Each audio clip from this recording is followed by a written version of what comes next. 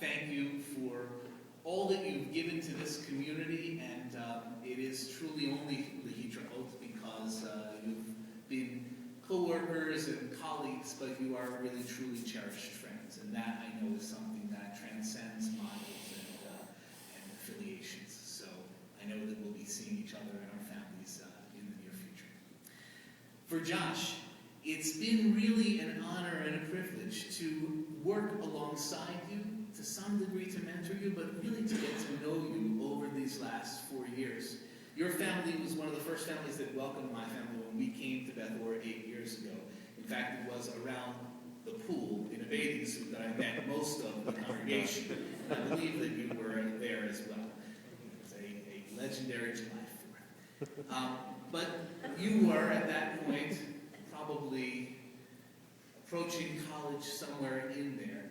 And not the young man that you are today, the man who is coming into his own as a professional and as a leader. Really, truly, it has been a pleasure to get to know the fine young man that you are and the blessings that you've brought to Beth Or, from the kindness and the joy that you've brought to Bafti, and that is very, very clear in the letters and the tributes, but it's very clear every time I've ever had the chance to spend time and hang out with Bafti. There's tremendous fun going on, and there is no question about that. It flows from you. It flows from the heart that you bring to this job and the dedication that you've shown to Congregation Beth Or, but very specifically to our youth. I want to use an image from the Torah portion. The beginning of the Torah portion talks about the menorah, and it talks about light in the menorah and the fact that the light shines out. But there's a little thing about Jewish law. It says that anyone, any Jew can light the menorah. And it doesn't take anyone special to light the menorah that was standing in the temple. Anyone could actually cause the flames to rise up. But only the leader, only the priest, really, the Kohen in his own time, was allowed to prepare the menorah, to put the oil in, to get it ready, to set it up, so that somebody else could light it. And there's one rabbi who says that this comes to teach us that the process of setting up a mitzvah for somebody else to do it is maybe even more dear than doing the mitzvah itself. It's maybe even a greater mitzvah to enable others to do one. Josh, as I said downstairs, nobody becomes a youth advisor because it's purely a job and they want a paycheck. It is a vocation. It is an aspiration. It is something that you do because it's in your heart and because you care about the youth. And really, truly, Josh, you filled our menorah with the oil. You set up the lights so that they could shine bright. And really, our youth are the proof of that work. So the mitzvah that you've done in bringing your heart and your hands to this place is really, truly something to celebrate. I give honor to you on this night as we celebrate the last 4 years. And I also look forward to knowing that you're not going very far. And we will know that we can now call you to be a volunteer chaperone or something like that as we move on into the future. Mazel tov, and truly, truly from the bottom of our hearts to Dar.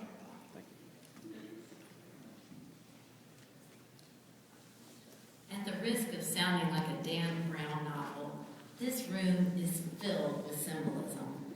Just look all around, and when your eyes finally come to rest on the door-by-door wall hanging over there, you'll know which artwork symbolizes the motive underlying both Sarah's and Josh's work at Beth Or. As you've heard from many others tonight, when Josh, as youth advisor, increases Bafti's participation in Nifty Par, or helps raise money for an Israeli guide dog for the blind, or oversees charitable rummage sales, or runs festive Purim carnivals and spaghetti dinners, he's doing all this out of a belief in the importance of carrying on Jewish values from generation to generation. And so too, when Sarah, as Academy Director, vastly revamps the Academy program, or encourages creative instruction, or works to prevent bullying, or adds a retreat to the confirmation class, she does so because she cares about the door by door. Sarah and Josh, I wish you both all the best in your new adventures, and thank you for all that you have done to ensure a vibrant generation of committed Jewish youth who will lead us into the future.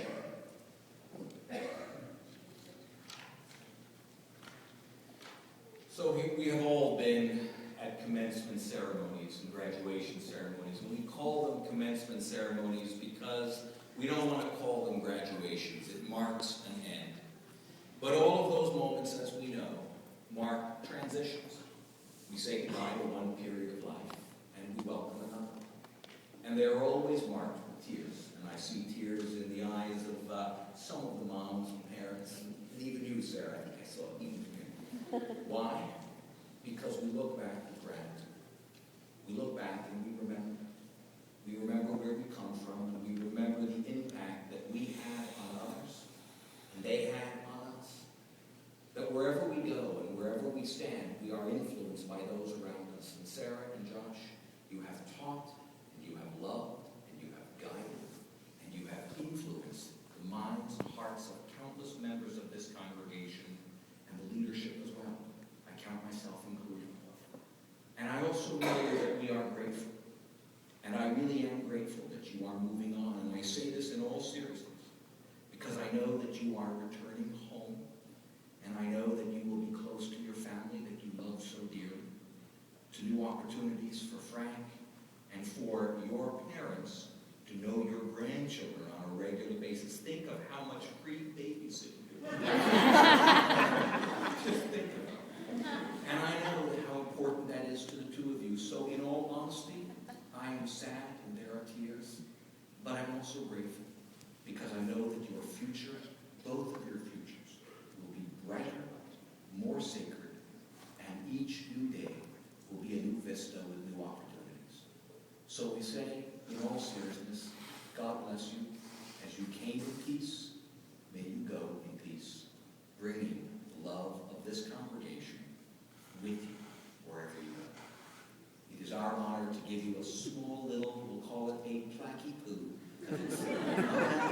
So if you come on up for just a moment so we can do a presentation.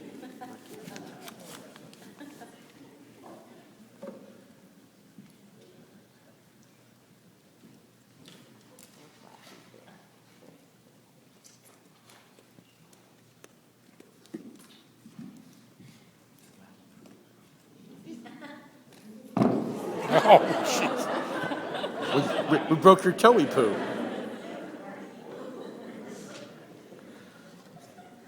We're going to hold the two of them here before their remarks for us to be able to bless you. On page 667 of your Cedar Inn, you'll find the words,